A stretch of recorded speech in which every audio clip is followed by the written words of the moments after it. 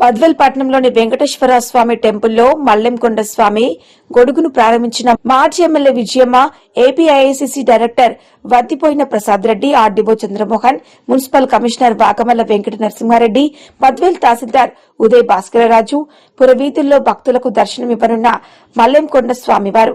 కార్యక్రమంలో ఈవో రామలింగారెడ్డి, మల్లెంకంటేశ్వర స్వామి దేవాలయం అధ్యక్షులు మిరియం మల్లెం కొండయ్య యాదవ్, గుర్రంపాటి వెంగళరెడ్డి, ఊరిబిండి నరసింహారెడ్డి మరియు municipal vice chairman Saikrishna, Chindukuri Hanumanthu, Besthavemula Nagesh మరియు పలువురు భక్తులు పాల్గొన్నారు.